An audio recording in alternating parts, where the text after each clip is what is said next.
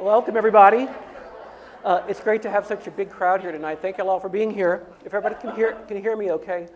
I'm McNay Barrio, Chief Curator here at the McNay, and it's really a pleasure to welcome Sarah Fox here to join me for this conversation. For those of you who are unfamiliar with this program, Artists Looking at Art began in 2003, and every year we invite 4 artists from our community to share their work and also to have a conversation or a presentation so we can all learn a little bit more about who is in our community and the great number of artists that live here and work here and how they contribute to a museum like the McNay. There are many former ALA participants here, so I'm glad they're here. A lot of artists in the audience have participated in the program, and it's nice to welcome them back here tonight. I was thinking, Sarah, we don't know each other very well. I was thinking we met maybe about a year ago. I think I did a studio visit with you.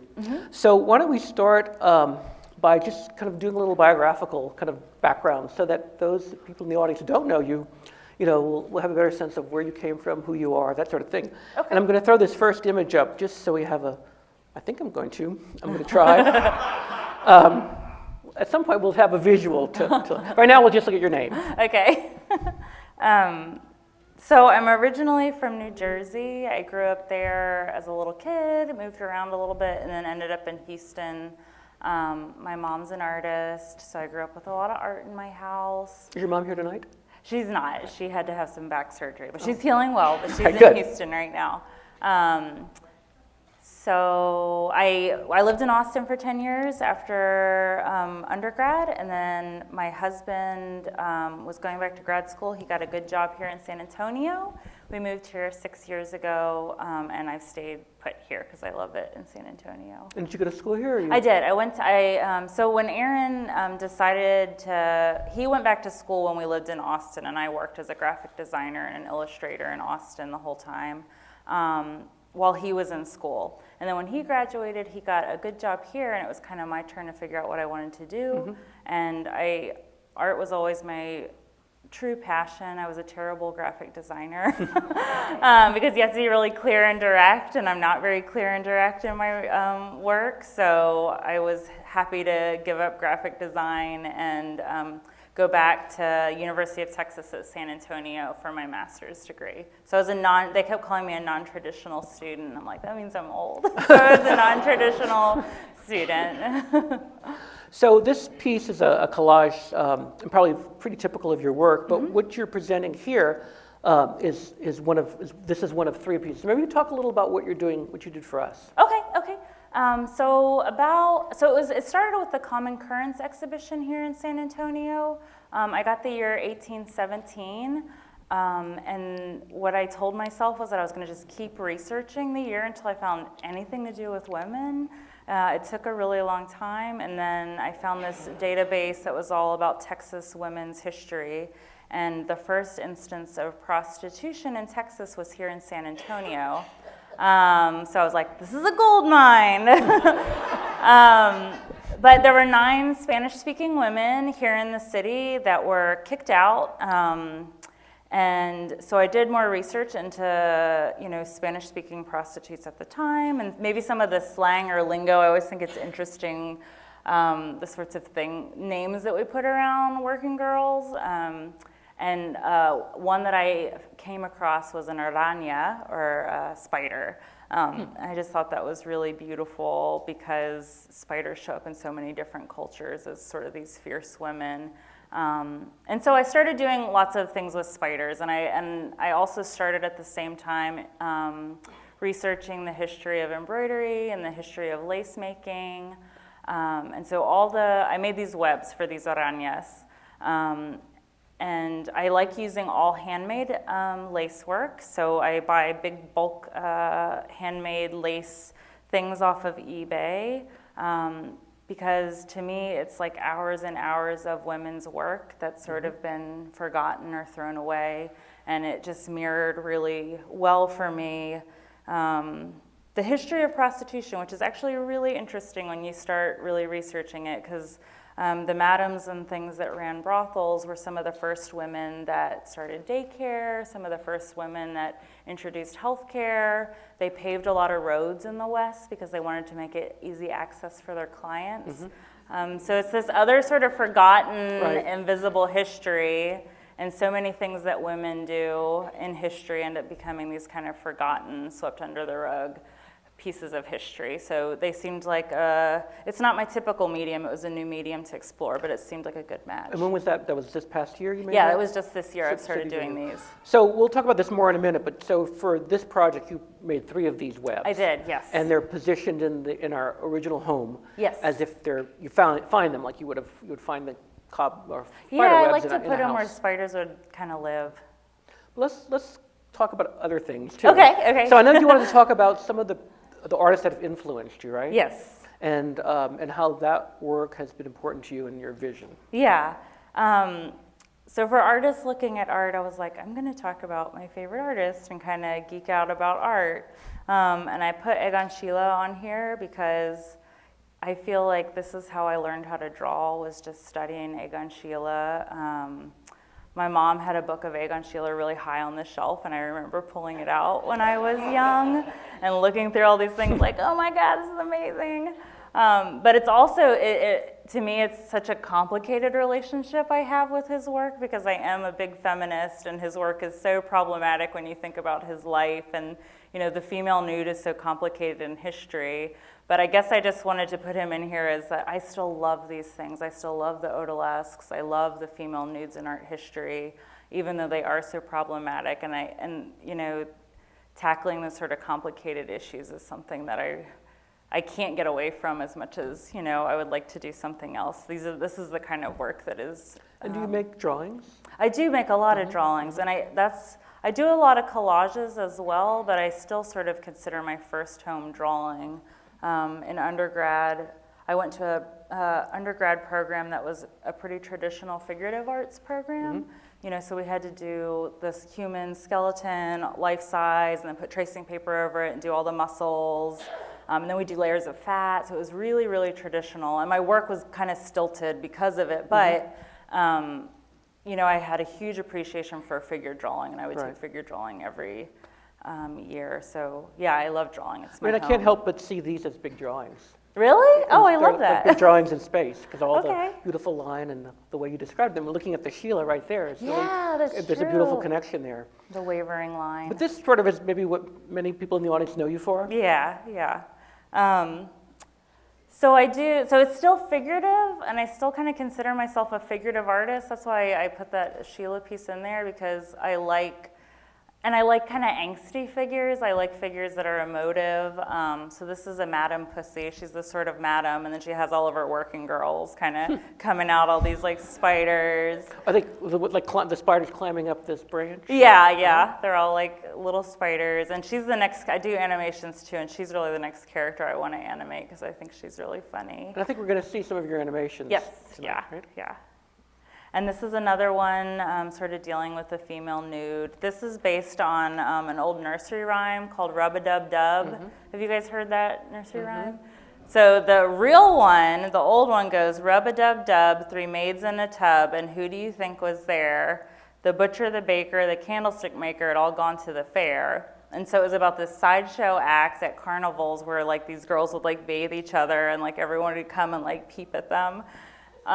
So another sort of like forgotten history, and they're kind of like, with this work that I was doing, they're sort of tongue-in-cheek and funny, and yeah. And when you use photographs like this, are all of these found photographs, or do you make photographs that you incorporate in the collage?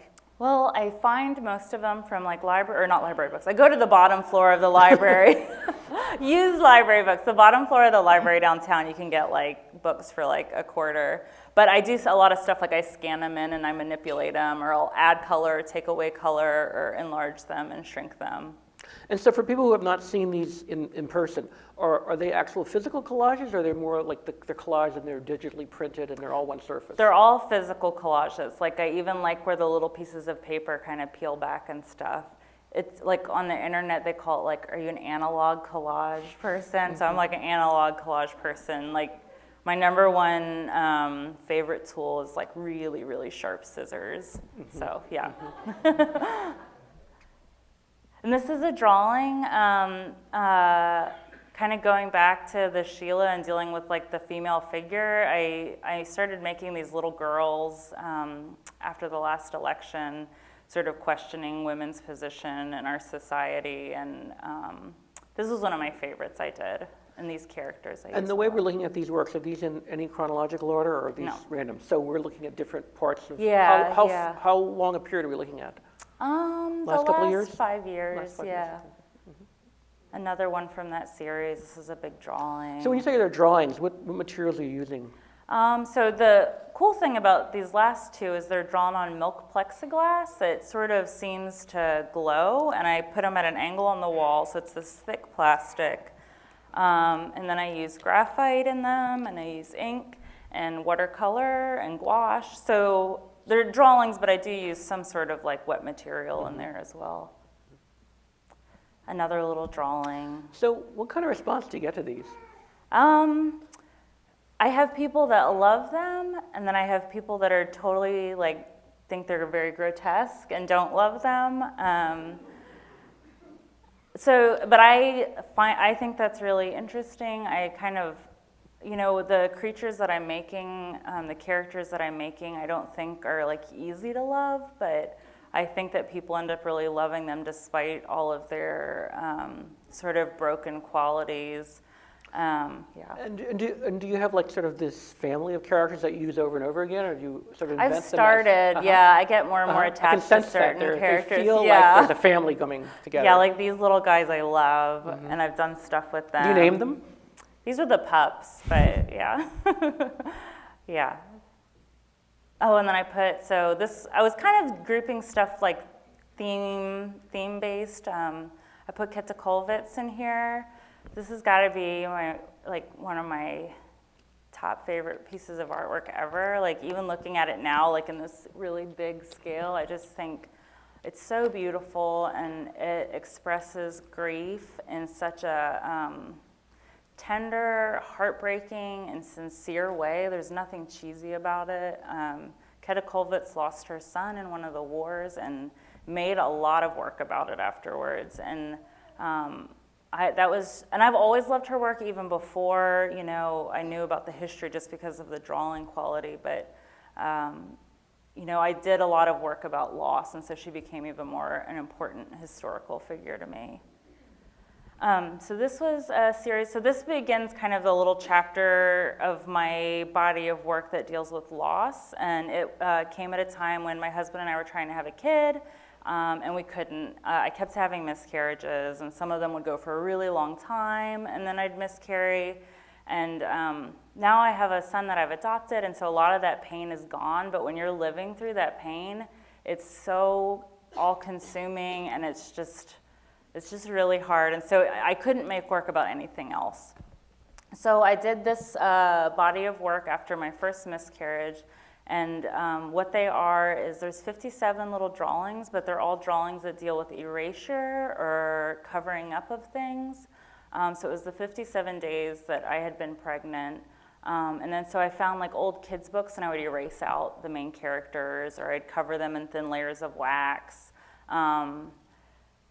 Yeah. And you made this after the fact. I made this after the fact. So it wasn't sort of a diary? No, it was after the fact. Yeah, it was after the fact. And so you're telling us all this very kind of personal details about your life, and that seems that's important for your viewer to know those, or is that you just giving? Yeah, especially to understand the work.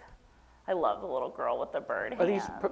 Yeah, that's part of the series. So that's the story. The one with the bird hands is just this little girl I found, and I covered her with wax. And then the one with the little bear on the right is it's a Maurice Sendak illustration, Mama Bear, and so I like colored the Mama Bear with this like white wax. But yeah, I did it after the fact because I was still in grad school and I still needed to have a thesis show, and I was like, I cannot make work, and I was just like, what am I gonna do? And it was kind of like all I could do was these like little drawings for a while, and they helped me kind of get through things. And it's the first time I started working with wax, and wax has become, it's been maybe a few months since I've worked with it, but I love working with wax. I feel like it looks so much like human skin. And this is one of my favorite characters. This is Finn. This was based on my second pregnancy that lasted a really long time. And like we got to hear his little heartbeat, and I'd already named him, and then we lost him. And so I made this little character, and like the collage I made for it has red hair because my husband's a redhead, and I took this little baby bear's like arms, like almost like a teddy bear kind of hugging himself. And then I gave him these roots, like he was uprooted a little bit too early and didn't get to finish growing. So this was a little wax series I did, and I learned how to do silicone molds, which has been really cool. So I cast him in all different colors, so there's all different skin tones of Finn. And how big is he? He's little. He's like a little baby size. But the other important thing about these is that they smell really strongly, like sweets. So I'll put things like cinnamon in them, or this one was like honey, or sugar, or cocoa powder.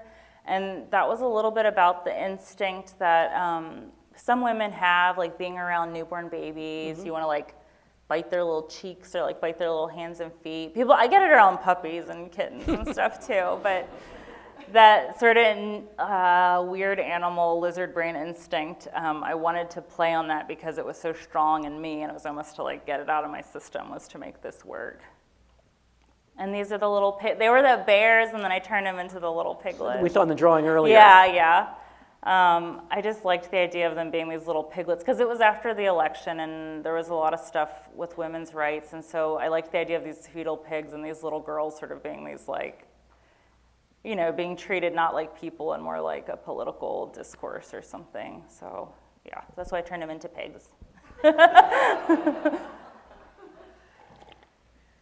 This is another drawing, painting that's called Cut and Cry, about miscarriage, and a lot of times with miscarriage you end up having to basically have an abortion, and so it goes into women's rights as well, and this was just this kind of sad cat figure crying, Cut and Cry. And this is an animation. This is an animation, right? Yes. So do you want to talk about it first, or should we look at it a bit? Or? We can look at it. Okay. It's kind of self-explanatory. This is when I was like heavy into my grief and just like feeling it. I wish we can't fast forward though, really. Yeah, I don't know. It's a short one.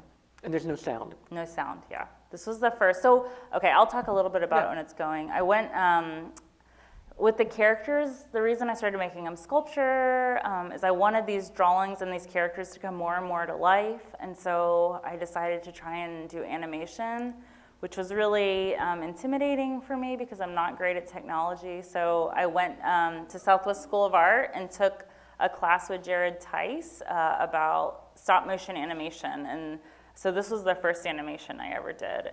And I use the rabbit figure a lot in my work as a self-portrait, so this is like me. And was the film with a camera, or with your phone, or how? It was a camera, and then I have a little diorama. It's about this big, and it's stop motion. So I'd take a picture, mover, take a picture, mover, take a picture, mover. And then I like the old school sort of the cellophane as the water. Right. I like trying stuff that I'm really clunky at for a while because, you know, with scissors and drawing, I'm so like detailed and sort of, I like being kind of bad at something, you know, and so the claymation's really chunky and awkward. Hairy, yeah. Okay, so this is a collage I did called The Vegan. It started out as kind of a joke, but it was characters I ended up really falling in love with. So I turned this into a big drawing, and then later I turned it into a big sculpture. and I think we're going to see that later on. Okay. So this is like one of your kind of part of the repertoire of characters, Yeah, right? so it's this mother figure and her little baby, and it's again about that lizard brain instinct. And so I thought I'd put my mom in here because she worked with me on this project. So that's a beautiful picture of my mom on the right in Philadelphia. She went to the Philadelphia College of Arts and studied small metals. And that was a hunting knife she had made. Oh, Yeah. I thought it was something from Hitchcock. No, that's her. I was like, Mom, you look gorgeous. And then that's her on the left, and then the baby with the curly hair and the giant head is me. But I grew up going to all the craft fairs with her and the arts markets. And she later went on to do ceramics and gave up doing jewelry work. But she's in like the Houston Museum of Art for her jewelry and the Philadelphia Museum of Art for her jewelry. So your legacy. Yeah. She was nice. an important lady in the jewelry world. This is her work? This is one of her works. Yeah, this is actually at Clamplight right now. This is one of her ceramic pieces. Yeah, and then that's me. Is this your first studio here? Well, she said they gave me a gallery wall, and I was like, oh my God, that's why I was like, look at my work all the time. So she said, yeah, that was your gallery wall, and we would always put your work up whenever you made it. So I was basically lucky enough to be supported in the arts from a very young age. An abstract painter. Yeah, I know. Right. So this was the piece I did based on that collage, and we did it for the Guadalupe Cultural Arts Center. I was a member of the Artists Lab, and I can hear my son. But at the time, I really kind of needed my mother, and I had this huge project to tackle. So she came into town, and we made this together. So it was very much of a collaboration, and we got to work together for a whole year working on this. And so it was important to me to remember that I was still part of that mother-daughter, mother-child dynamic, and it was a really good period of healing. And this piece has gotten to travel to several places. It's gone to like 4 different places, which has been cool. And was this the first time you'd worked together? Yeah, it was. Yeah, that was the first time we'd worked together. Yeah. And have you done work since together? No, I think I was too bossy for her, maybe. Yes, there's a better installation shot of it. But like all those cicadas are paper clay. My mom's like a master of working with paper clay, which is a really hard medium to work with. And then the rest of it's all paper mache and sort of found objects. And it got a lot darker than the collage when it got this big. But I think it's a little more honest about the experience that I was going through. Where's this installed here? This is in Laredo. This is at the A&M campus there. I think it's called the International A&M campus. It was a lovely, really nice gallery, really nice people there. This is my favorite animation. So we're going to look at another animation. Yes. And this one has sound, I think. This one has sound. Yeah.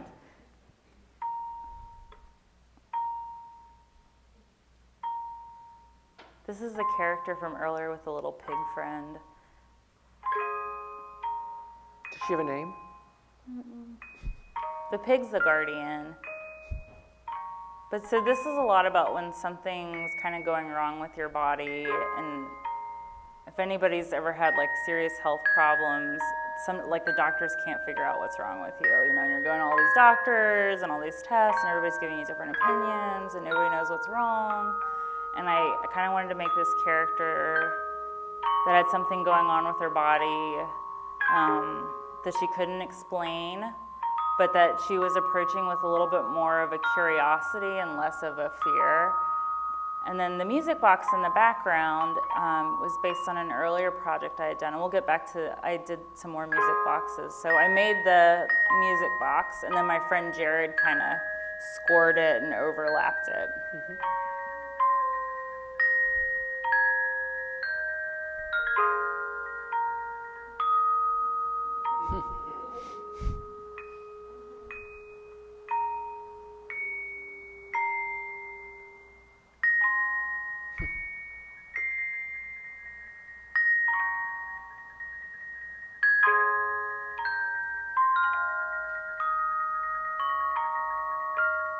Whenever I'm doing the animations, I don't necessarily have like a storyline ahead of time.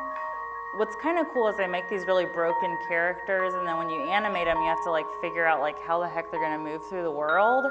And like she was really awkward with these 3 legs. I thought it was gonna make her more balanced, but it was strange. And so I just sort of used all these pieces that were on them and kind of figured out what they might do next. So there was no narrative to start with, and then one kind of formed. Does it have a happy ending? It does. This one has a happy ending. Good.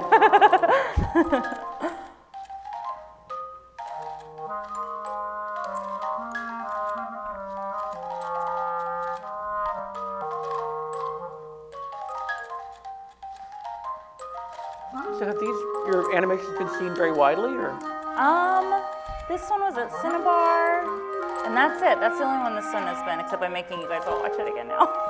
And then the Luminario, I did one for Luminario that's been seen. The first one was at Clamplight and then in the Canary Islands. So not a ton, but some spaces. This character is based on my dogs, especially my really goofy dog, Myra.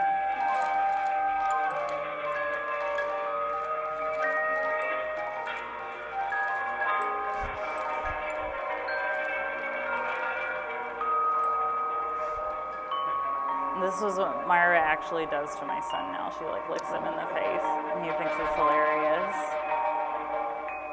So she's supposed to look a little threatening, but ultimately kind of harmless, like a lot of dogs.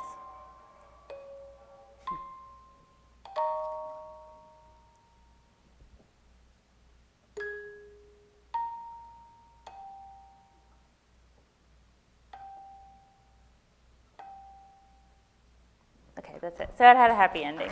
Yeah. That was beautiful. Thank you.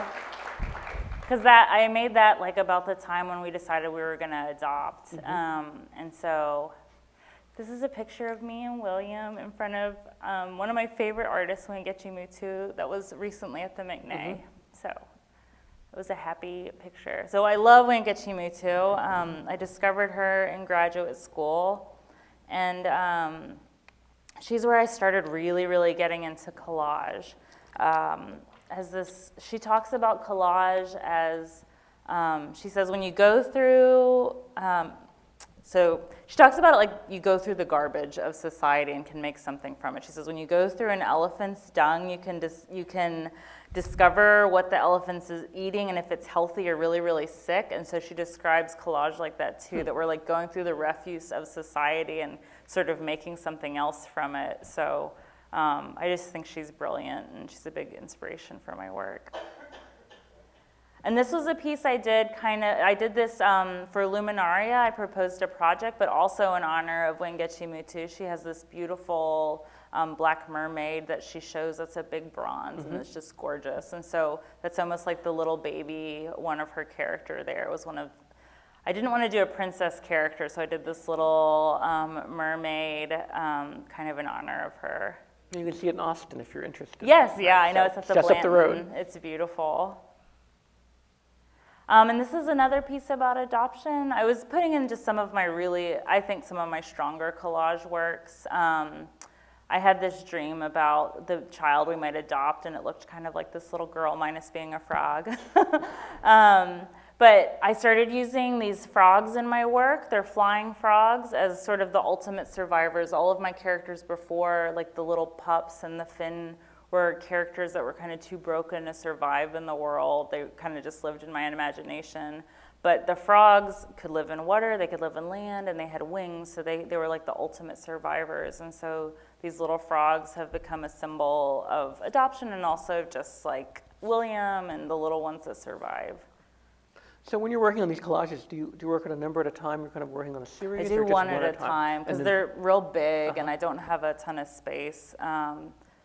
And they just kind of suck me into, but I will use all the pieces that I don't have, and I kind of recycle them into other collages. So in that way, they're all kind of one body will inform each other. And do you have it planned out, or do you know where you're going, or it's more intuitive as you're kind of moving through the process? I'll do little tiny sketches. Like a drawing? Yeah, like a little tiny, I knew with that frog lady, I wanted this character that almost felt like she was on like a stalagmite or tite, I forget, mite.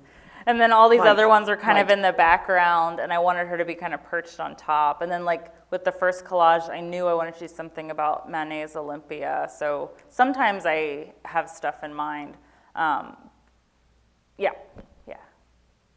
And this was based on the Luminaria collage, and it's just a still from a big, long animation I did for Luminaria. So animation's become a very important part of your work, it seems. Yeah, I really enjoy it, and I'm anxious to do another one. They take a really long time, so I can only make about one a year, but yeah, I'm anxious to make a new one. I think we have another here. Yeah, this is a long one, but so. We'll watch part of it. Okay.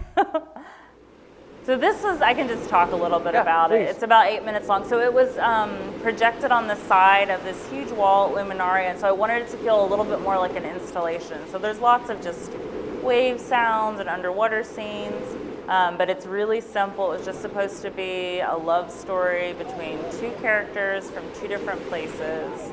You know, they became friends or lovers or whatever, but it was just supposed to be a simple story about being able to get along with people that are different than you, and coming from different backgrounds. And Do you do all the finding each sound other. yourself? Jared, I work with Jared on all the sound, so Jared did the sound for this one too. He's a really talented musician. So like if there's a bassoon, he's like playing the bassoon and stuff. It's crazy. And does he layer that on after you've made the animation? Yeah, I made the animation first, and then I give him the animation, and he did the score for it. But it's based on, there's an old song called The Sea of Love, and it's been re-recorded multiple times, so he's kind of taken that song and riffed off of it in a kind of Beach Boys-y way. And so when he does the sound for you, do you like give him some direction, or he just does his own I just thing? let him do his thing. Like after he did the one on my second video, I was so happy with it. I kind of trust him with the sound, and I'm so not a sound person and he knows I don't want anything too loud. Like basically, I just don't want it to overpower everything and have it be kind of calm, and so I trust him to do good music with it.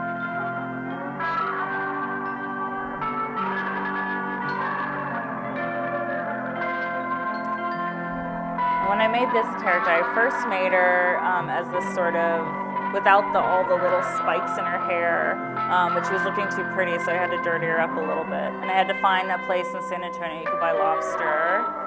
So. I think we're going to stop here. Yeah, okay, that's good. This is another collage that I made that's called Kitty Fisher and Lucy Lockett, kind of going back to the history of prostitution ones, but Lucy Lockett and Kitty Fisher were two competing courtesans. It's another famous nursery rhyme in Great Britain, and so this was a piece that I did about them. And you seem to be drawn to this blue. This Yeah, I really know, beautiful yeah. color of blue we see in a lot of the work. Yeah, Is that symbolic of something, or is that just a I think it might just be a preference, and right now I'm doing cyanotypes, and I'm like, everything's like really blue. It's a really beautiful color. Thanks. Oh, and so this is another artist that is really important to me, Kiki Smith, and I didn't put one specific work, I put all of her work. What I really love about her practice is her shows. She doesn't limit herself to one media, and they all work, they work beautifully. Like I went to Dallas to see the show on the right, the Dallas Contemporary, and she had drawings and sculptures, hanging pieces, prints, and it was really beautiful. And then on the left is one of her tapestry works. So we have a bronze of hers right out front. Yes. And then a porcelain upstairs. I love so the you can little see porcelain the one. two different materials as well. Yeah. So this was, I put that other collage in there because I did a giant embroidery piece. This is whenever I was going back to start researching the history of embroidery. So this was a 9-foot by 9-foot panel on layered tissue paper that's all embroidered about these two courtesans. And another embroidery piece. Embroidery felt a lot like drawing to me. But there is some drawing in this, right? There is drawing as well, yeah. It's all drawn on layered tissue paper, and then I embroider back on top of it. And this was, so a lot of times I'll take one idea from a collage, and if I like the character enough, I'll turn it into something else. So this same character, this little like frog creature, shows up a lot. So that was from that collage, The Lucky One. She's wax and this weird latex material and glass pins. So when you say she's wax, you carving wax or casting No, wax? I'm casting You're wax, casting. So yeah. you make Like an oil clay sculpture, Okay. and then I do a silicone mold of it and pour the wax in there. Yeah. so there could be additioned if you wanted to. Yes, yeah, yeah. Okay, and then this is, I just finished this piece, and Justin Corver helped me build the box because he is the best friend in the world and helps me finish stuff last minute. But I was invited to revisit this music box series I had done years ago. And so I made this music box for William. It's called William's Prelude. So if you're ever in the delivery room, the whole time they have a fetal heart monitor on the baby and then something on the mom that tracks her contractions. And so we were lucky enough to be there when William was born. And so the whole time you're like watching the fetal heart monitor. When she has a contraction, his heartbeat will go really quiet or it'll get really loud. And so this fetal heart monitor kind of tracks the whole delivery, the whole journey of the delivery. And so I took, and then they just throw it in the trash afterwards like it's nothing. And so I took it out of the trash whenever no one was looking and put it in my purse. And I made a music box over it, so I put a music graph on top and just track all the notes, and so it kind of goes through the story of his birth. So we can hear it. Yes, just a little snippet.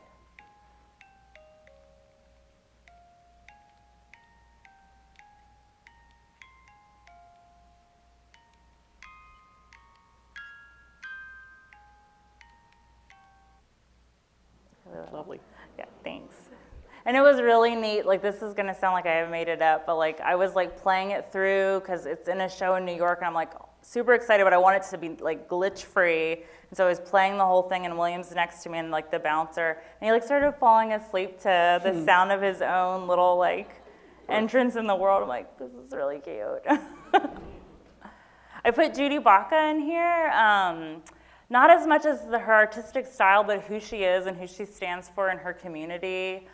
She was a high school art teacher, I believe, but did a lot of work with the community and did these giant murals that involved everyone in the community, and is very much about art as the power to heal and bring people together and empower a community, and it's something I really believe in. So she's a big inspiration for me. So you'll be excited to know that in our fall exhibition, Pop America will have a major piece by Judy Baca Really? in the exhibition. Oh, that's awesome. So yeah, I love her.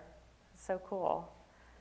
So this is kind of, I did a huge, large-scale piece for Art Pace. it's up now. It's up now, yes. Taylor invited me to do this like huge community quilt, and it's been wonderful. It was something that was so large-scale, I needed help doing it, and so I did the central figures, and I embroidered all of them. They're all embroidered, and then I did these community workshops throughout the period that it's been up. And people have come and sat with me and embroidered and done all the little arañas around the main central figures. So this is one of the workshops, and they've been really cool. I've met a lot of new people, and you know, my hope is just that it makes spaces like Art Pace and these kind of art institutions real friendly, accessible spots. Like I was lucky enough to have a mom that took me to museums when I was a kid, but I've taught, you know, colleges when students are nervous about going into a museum. So I like the idea of making museums accessible places. And did you say who the people in the workshop were? I know some of them. I mean, there were people that were from the community? Yeah, they were all from the community. Not necessarily artists. No, well, they were all like, I mean, they ended up, no, not necessarily all artists, but crafts, people that are interested in crafts or teachers. And this one has a lot of artists in it, though. These are little frogs I did, so talking about art in the community. It's really important in my practice to keep some of my work very affordable because I think that everyone should have access to art. And so I like to make things like in that giant mother and, you know, baby beast, all the little cicadas. I like to have little pieces of things that break apart that people can actually bring into their homes. And so this was an example of something I was doing with the Art Pace shop that made little tiny pieces that people could bring home. So I think everyone should have access to art. Beautiful. Thanks. And this is Clamplight. This is the studio collective that I help run that's near and dear to my heart. And where is this? This is it's in the Beacon Hills area. It's by the old Blanco Cafe. And there's 7 artists there now. We rent out studio spaces, and then we have a new exhibition every month. And Angelica's work is up right now at Clamplight, along with my mother's.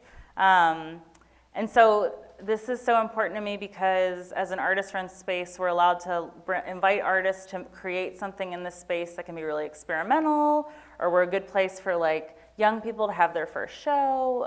So I think it's a nice little section of the arts community and a nice little gallery for that. Louis Bourgeois, who, this is going back to the spiders, but Louis Bourgeois was someone I kind of discovered a little bit later. I had always thought of her earlier work that was very Freudian, and I don't love that as much, but like I love her later work, the spiders and all the tapestry pieces. And so the spiders that I'm making are very influenced by her mamas. These giant mother spiders that were for her mother, who was a weaver. And then I also liked the idea of her using, she'd use old tapestry work and things that people had already worked on in her work. And that gets us to the lace slide. pieces, yeah. So this is one of the giant, this is up at Art Pace right now for another week, a giant web I had done. And I've gotten really interested in, like, all of this work is all handmade, and I feel like some of these women that did lace are forgotten artists, because every once in a while you'll get something in these big batches you order that are just so strange and so beautiful, and just really, really unique. A lot of it's just pattern work where it's meticulous. You're ordering off the internet? Yeah, I order off the internet, or I've gone to estate sales and gotten things. But you'll just find little treasures in there of, like, what I think of as like someone that was kind of a genius at what they did, but sort of forgotten. They end up in these big piles where you can get them for like $30. What I love about them is that, you know, when you think of spider webs, they're always newly created, right? Yeah. Because the spider makes them. They're on the site, right? Where yours are these things that exist, and then you're repurposing them. So they have this history that spider web doesn't have. Yeah, that's so true. You're adding this other level, this other kind of dimension to them that doesn't exist in nature. Yeah. This was the one I had done for the Common Current show about the 9 women. So this has 9 spiders. This was in Blue Star. And I had just started with the idea of making the spiders, and I was like, oh, I have to put them on something. And so I was like buying a giant doily, and it wasn't working. And so this was the first one. And I think you can tell because the lines aren't quite as beautiful. It was the first one I made that was just this kind of piecing together of all these old doilies and tablecloths. And then I made, so some of the pieces are so beautiful, I feel like you don't have to do anything to them. They're like, these two are like really delicate and ornate. And so I did these little, I call them the sister spiders. And these are the ones in the McNay are more, I think, in line with, they're a combination of both, but they're saying little things. So I made these 3 sister spiders that are just saying the word no. Because at the time, and still today, I think it's really important for women to learn the word no and feel comfortable using it. And then this is me and William. He's helping me make my spider webs. And this is just, I put this slide in here also to say, I'm anxious to get to a new body of work. I'm more interested in masculinity than I ever have been before, and sort of but I mean it in like it's just as pigeonholing for young men, like the confines of masculinity. Like, why can I not buy something for him, you know? And like, this is an adorable onesie, but like everything's blue. And I just feel like they're already, you know, rules around being a little boy, and I don't like that, so now I'm going to make work about it. And then we'll get back to the McNay piece here. Okay, yes. That sounds good. Yeah, so the McNay piece, so it's 3 together, they're sisters, and one says always, one says here, and one says in this place. And that's just, for me, kind of a simple saying about women and women of color, because these are based on the arañas, that, you know, we've always been here in the background doing really incredible things, doing lace work, or, you know, I don't know, building roads into a different country, or into the countryside.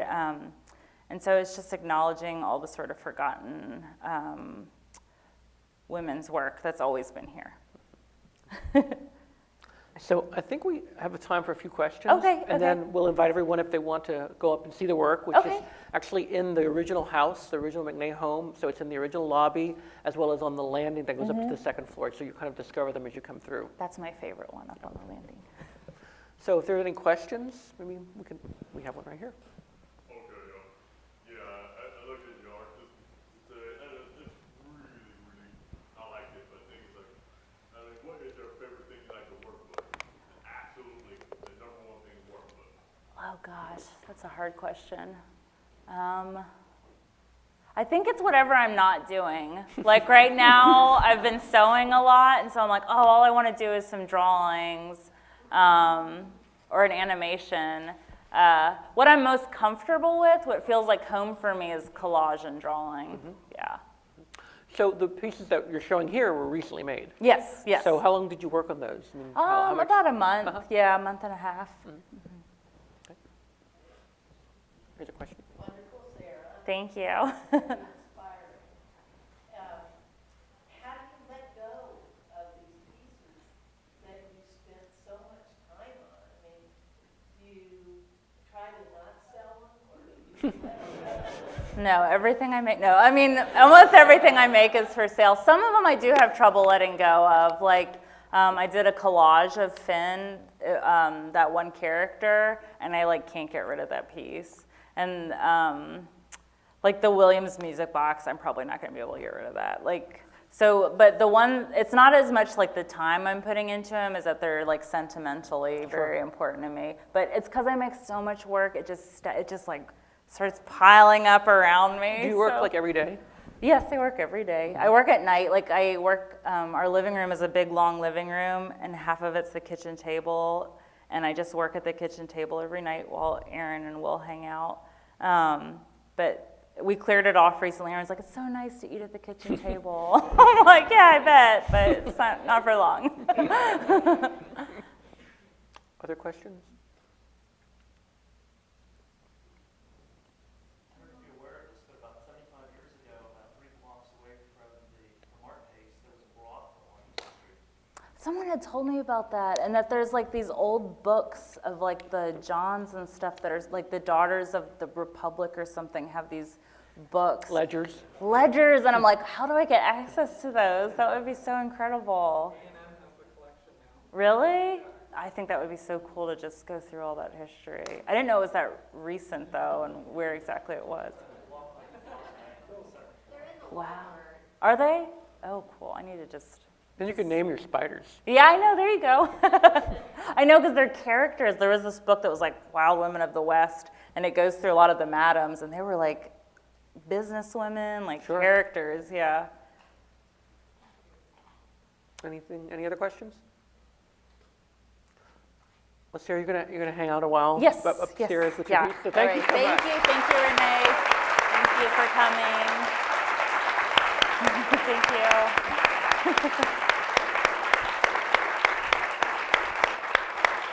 And thanks everybody for being here tonight.